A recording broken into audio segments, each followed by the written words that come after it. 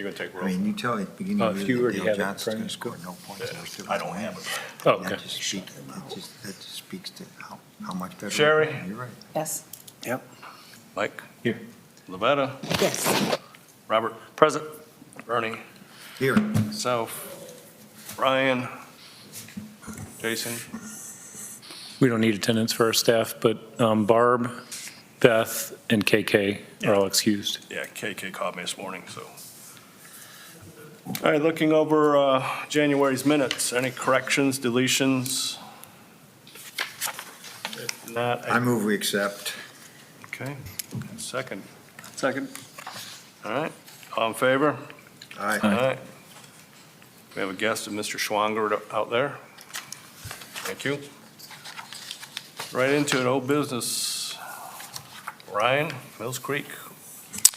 Yeah, I checked in with, as far as the project goes, and they're actually ahead of schedule, which is good. They're currently working on the stream realignment for the creek, and once that's done, they're gonna finish up grade work.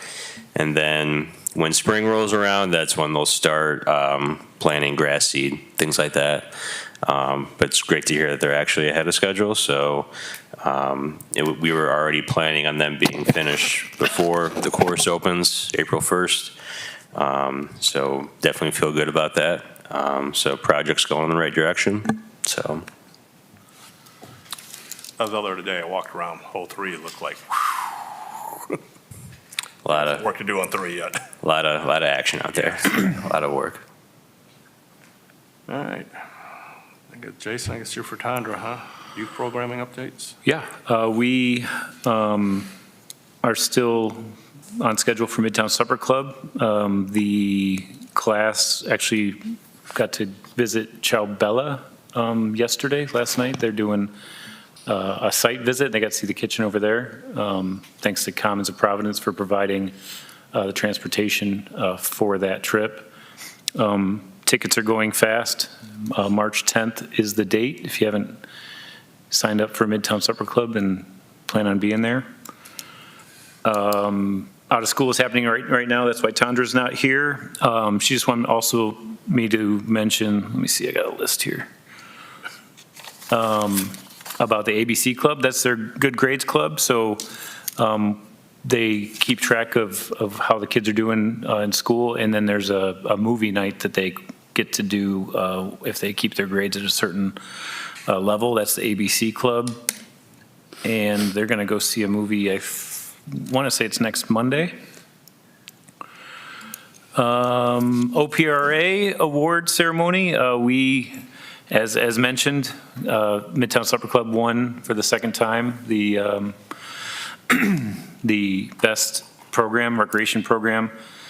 And it was a fun evening. Everyone knew when Sandusky Recreation was announced for anything, and when our photos were up on the board during the event. So kudos again to Tandra and the chefs, and Mike. Thanks, Mike, for being at our table and helping always cheer on the awards there. And we are working with the Community Foundation. We had some funds left over from last summer's, we did those field trips last summer, and there was funds left over that were allocated to us. We're working with the Community Foundation to use those funds towards our spring break camp to finish out that grant cycle, and we are very thankful for the Community Foundation for supporting our programs. That's all I have for youth programming. Certainly a very positive article in the paper Yes. relative to that. Really did a nice job with that. Yeah, Great to see. it's a great program. Andra had a big smile. Any questions on those? Is this spring break camps at Mills or? At Mills, yep. 3 days during Sandusky City Schools spring break. Yeah, it's 7th, 8th, 9th of April. So it's a middle school program? It's our out-of-school Sandusky Rec. Adult volleyball, Ryan?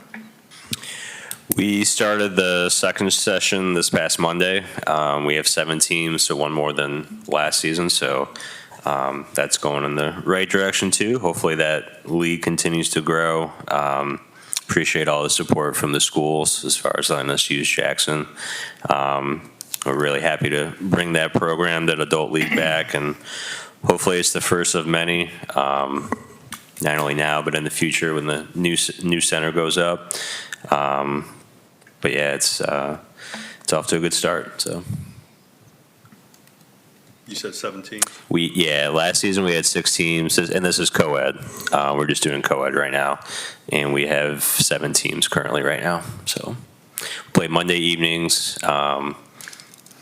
6 and 6:45, so two game slots, 2 game times. 1 or 2 courts go on at once, just depending on. 6 o'clock is usually just 1 game, and then 6:45 we have 2 games going on at the same time. So.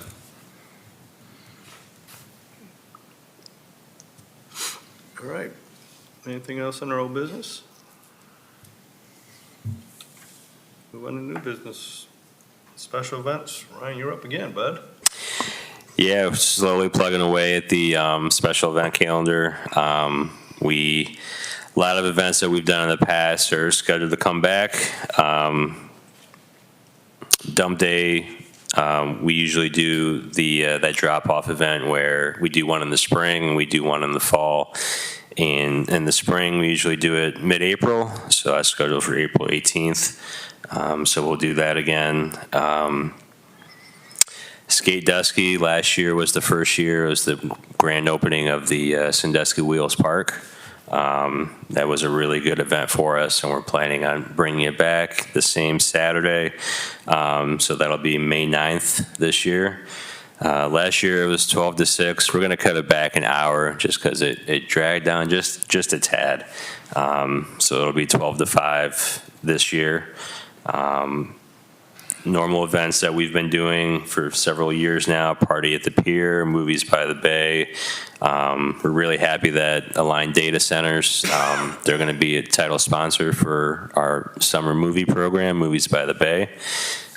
So we really appreciate their sponsorship, their support for the great summer movie program that we have. The first movie usually starts, I think it's the 2nd or 3rd Monday in June, and it goes through beginning of August. It'll usually go through that first week of August, as long as we don't have any, cross our fingers, any weather issues. One event that we won't be completely bringing back, we will down the road. Tommy Boy Fest was a wonderful event that we did this past summer.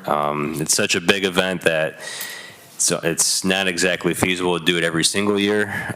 So we hope that turns into a every 5-year type deal. But we're going to bring back elements, pieces of it. We're kind of lumping it in somewhat with the Ironman event.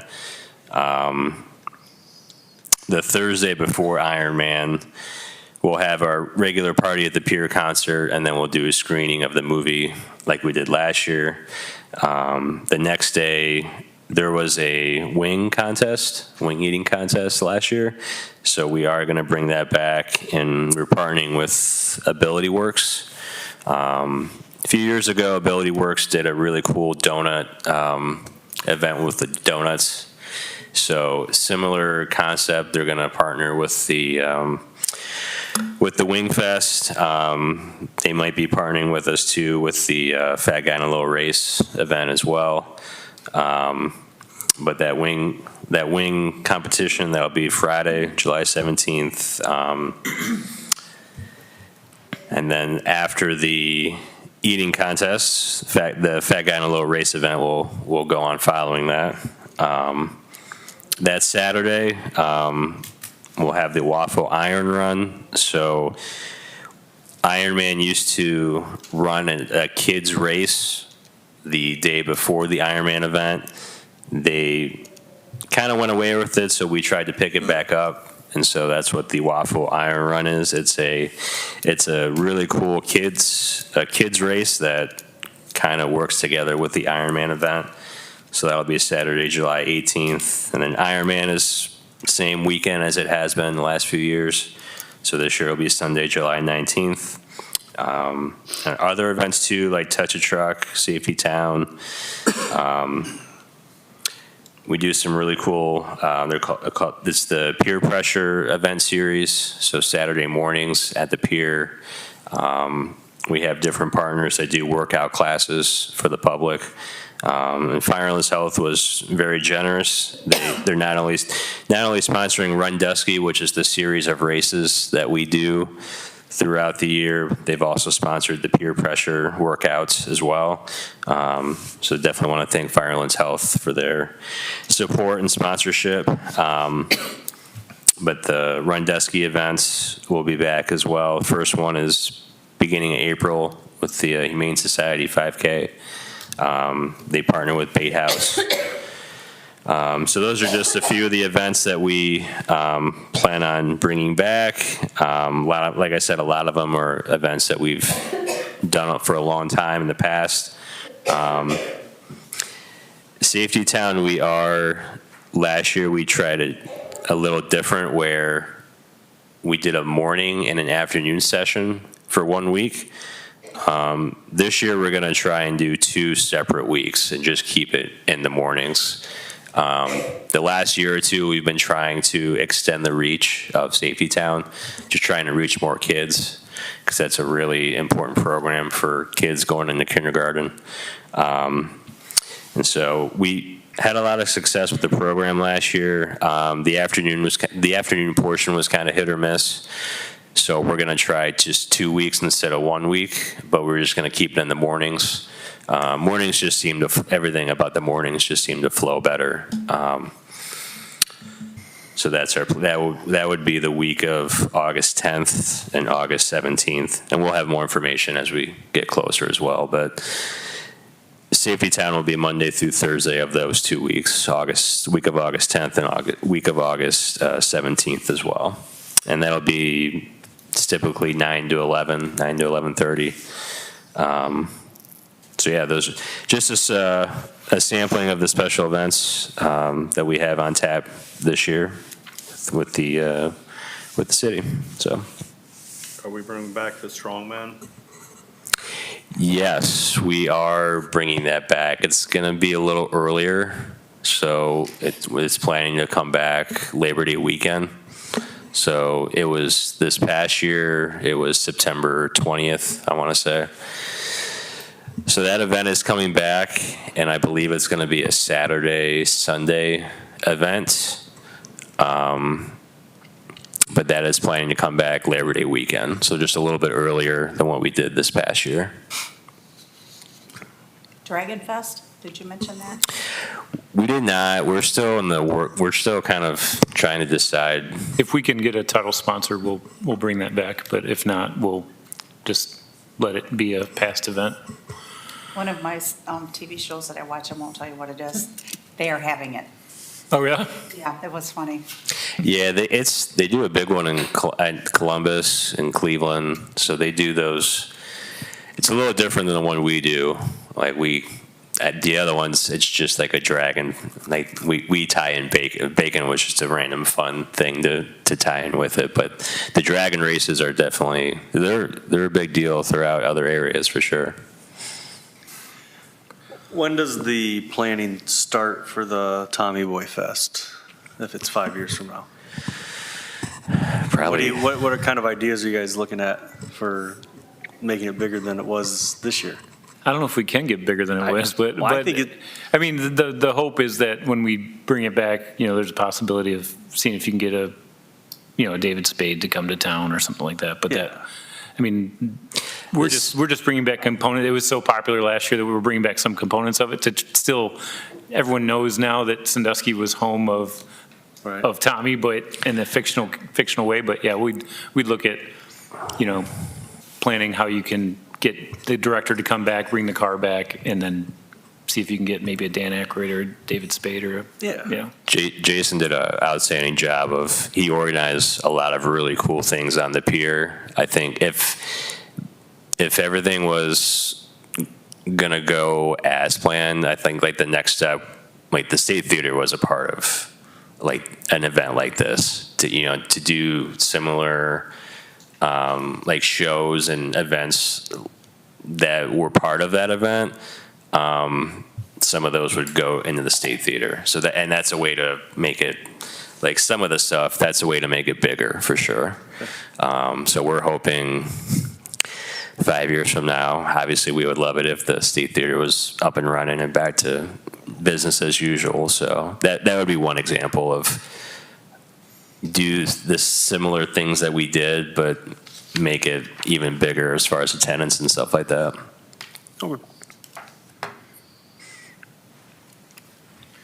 Any other questions on special events? I don't know, maybe this falls under, I'm kind of park and special events.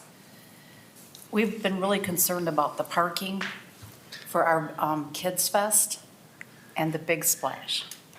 Not my event, but I've talked to people that are involved, and we're kind of nervous about it because, as you know, it's always wet and muddy. And we're saying we can park over here, we can park. What happens? Well, that's something, as we're on that Whiteman Weaver Kids Fest committee, that you're talking about, because Battery Park is under construction and they've got it kind of fenced off. We'll definitely use the lot at the Justice Center, and then we also run that shuttle that can, get people to and from. So, yeah, it's going to be a little bit different not having that available, but I mean, we've adjusted. We've had how many? We don't really use that property, do we, when we're doing our? Not the property, no. But as far as the parking, and then we'll also utilize, there's the lot with the senior center and Maritime Museum, and that lot's available as well. So, yeah, it's going to be a little bit, people won't be able to park as close, but as most events, and when we have major events, people somehow find a way to park somewhere and get there. So it'll be. Yeah, I asked a couple of the commissioners, in fact, you weren't there, but I don't know if anybody told you, Kate came to our Kids Fest meeting, and no one was there. Robert came for his first time, and no one was there. I was like, wow. I felt kind of silly. Yeah, that was a OPRA night when we were at OPRA.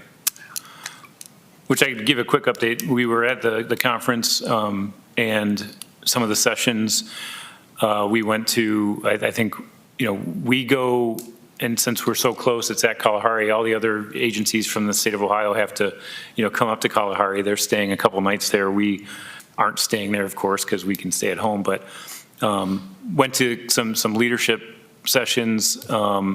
Tandra went to a couple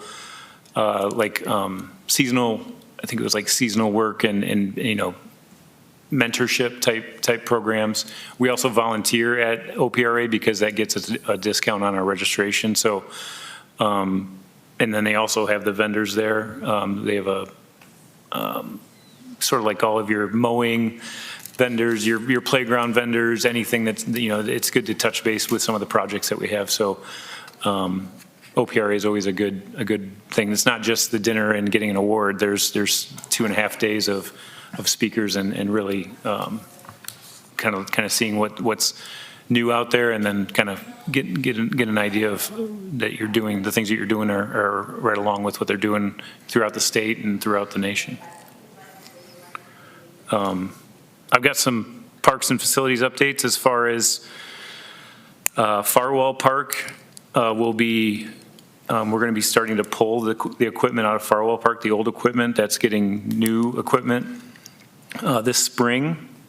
And then once that equipment is installed, we're going to be doing some concrete, some sidewalks to connect everything in the park. So from 5th Street to the shelter, from the shelter to the basketball courts that are there. We just resurfaced those recently.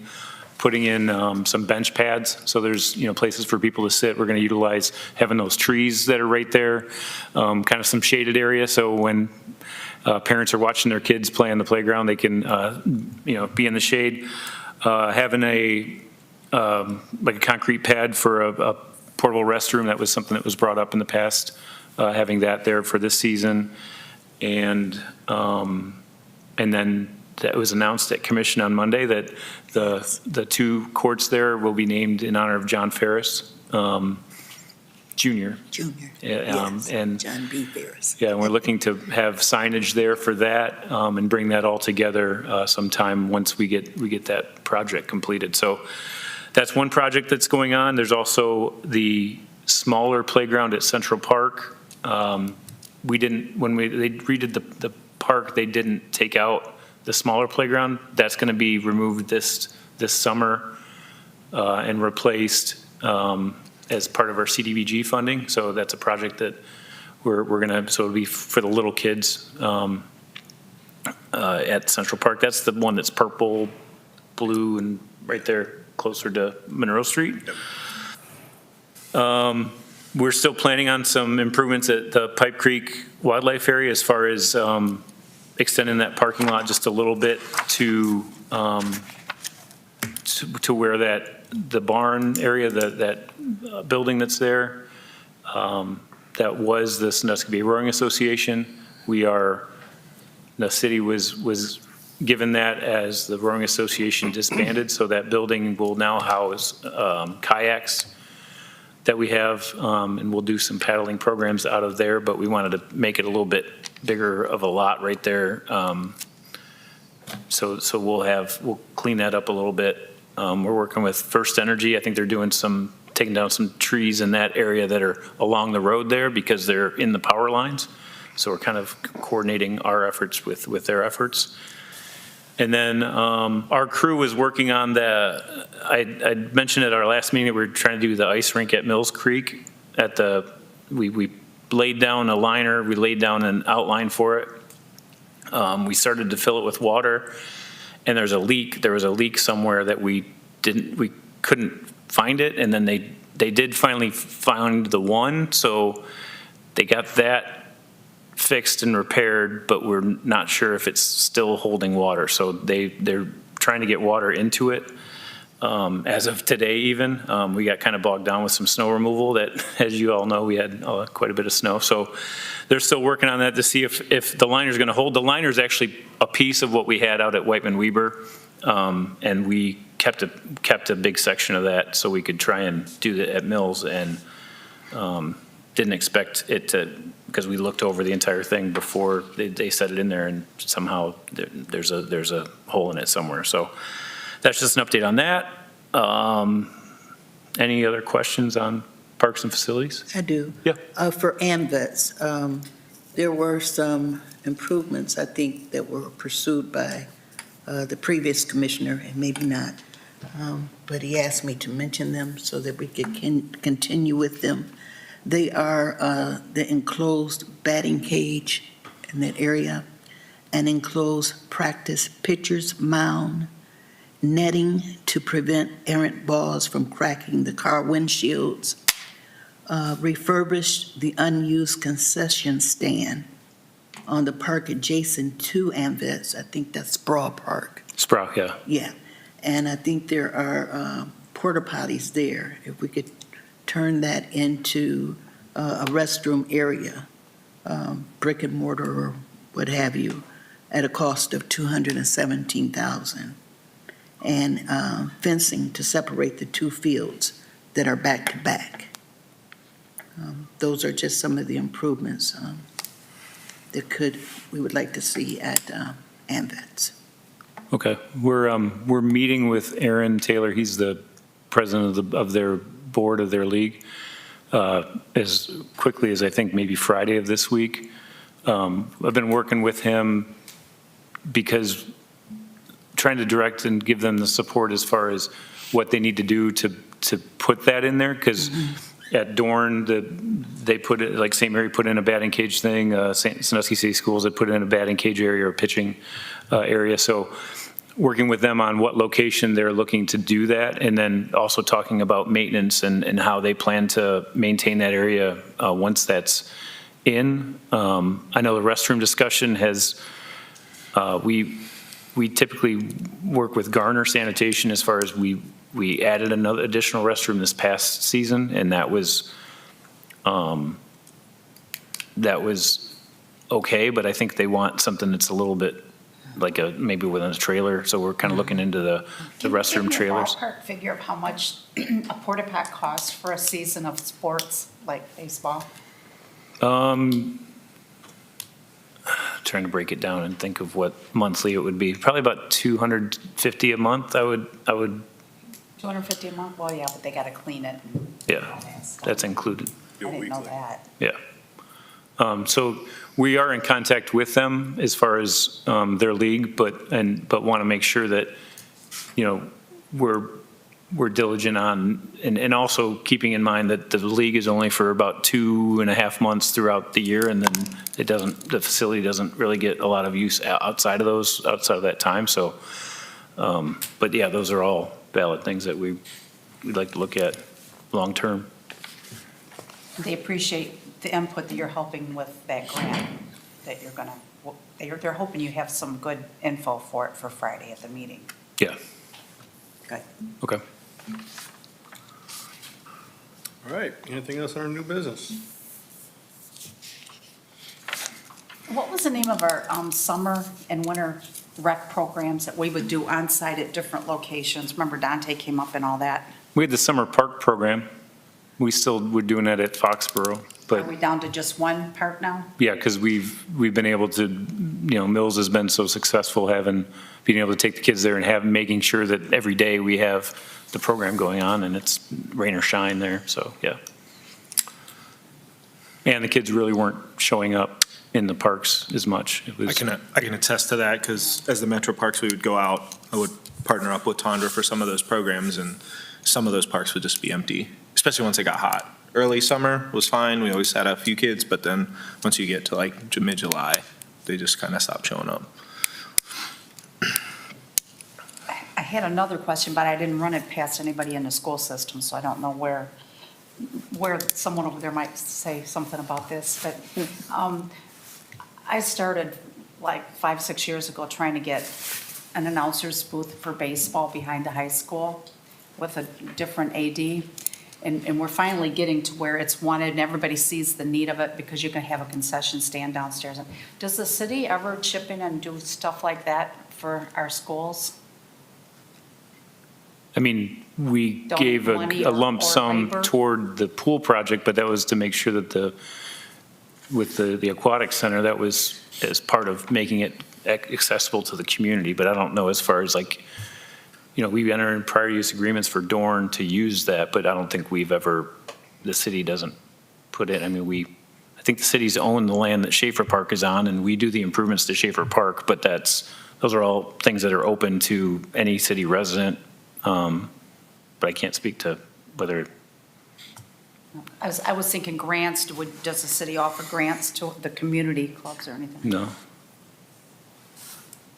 Other than the residential grants for out exterior housing improvements. Well, we could figure out how to do that. Anything else? Tim, I see you chomping at the bit. No, not really. Tim Schwanger, Sandusky resident. Just a couple of items. Commenting on the J.C. Park replacement ice rink at Mills Creek Golf Course. For this year, it's better than nothing, to be honest with you. Yeah. Jason made mention of leaks and stuff like that, but for next year, perhaps we can do something a little bit better. I know what Huron does in I think it's Fabens Park, I believe. They use one of their pavilions in one of their parks to put an ice rink in. Great location for that would be at the Sandusky Bay Pavilion. We have that nice big pavilion there. The picnic tables are movable, so maybe we can do something there next year. Currently on Facebook Marketplace, there's actually a ice rink with a chillers that are for sale. That's for sale for $20,000, which is pretty cheap. Maybe for the 2026 budget that's coming up, we can take a look into maybe getting something like that, so it's not weather dependent. It'll actually have chillers with it. Give a little history of the Sandusky Bay Pavilion real quick. I know at the August meeting, I was looking at the minutes and watched the video actually where there was discussion about that facility could be sold if we replace it with something somewhere else. That's not a good idea. We're not making any more waterfront property, okay? What we have is what we've got. So a little history on the pavilion, for those of you who don't recall or maybe too young to remember. Surf's Up was closed in 2004 based on budget constraints. The property, the pool, was demolished in 2016 under the direction of former city manager Woopser. In 2018, a master plan was developed for Battery Park and the Sandusky Bay Pavilion that is available on the city's website. In 2020, again under the direction of the former city manager, the playground equipment was removed from that site. So currently, Jason was good enough to send me the figures on rentals of our different pavilions in our different parks. The Sandusky Bay Pavilion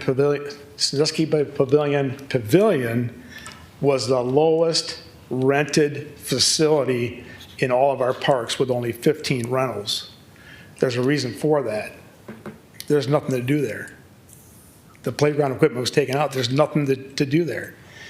In 2025, the proposed capital, this is for Ms. Wilson.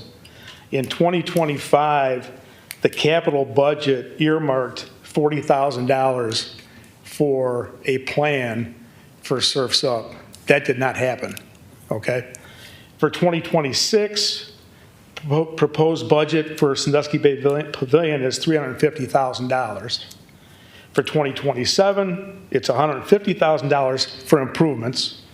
2028, proposed $250,000 for improvements. And in 2029, proposed $210,000 for improvements. This has gone on long enough. In August, the comment from the rec department was that we've got too many other projects going on. This has been going on for 21 years. It's time to move. It's either we form another committee to do a study or have public meetings on what to do with that property, or this committee takes charge of that and has public meetings on what to do with it, but let's get something going. It just keeps going on and on. Perhaps what we can do, Jason mentioned Central Park and Farwell Park, some of the old equipment is being taken out. If any of that's usable, maybe for 2026, we can put some of that play equipment as a temporary fix at the Sandusky Bay Pavilion. Just some thoughts. Thank you.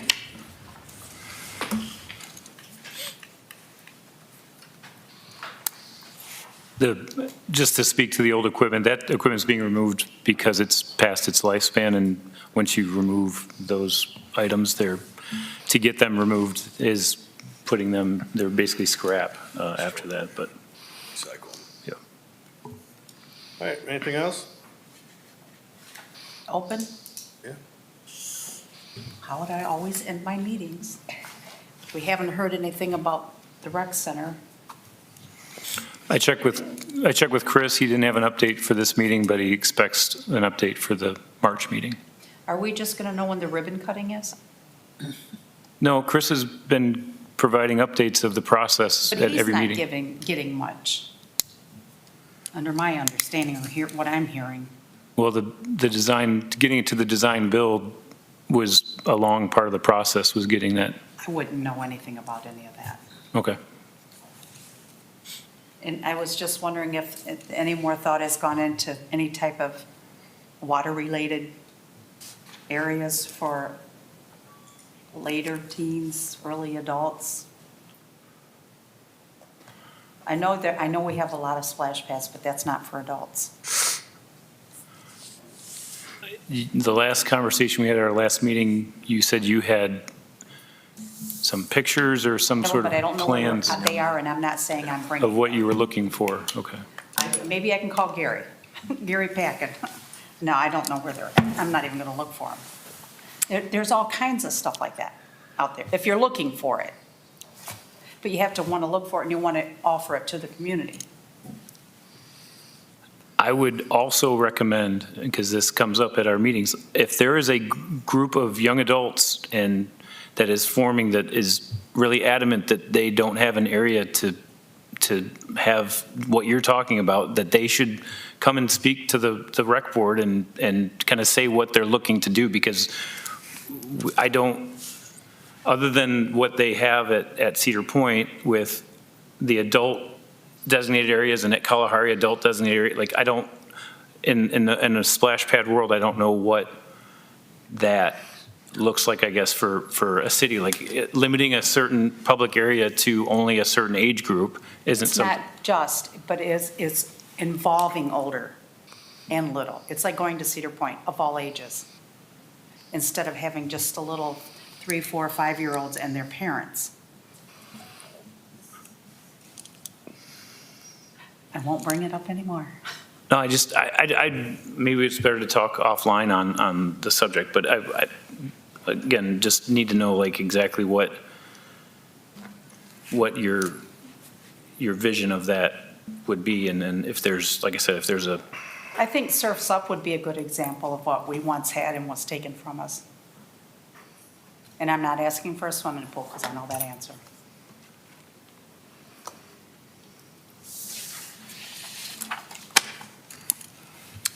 I move we adjourn.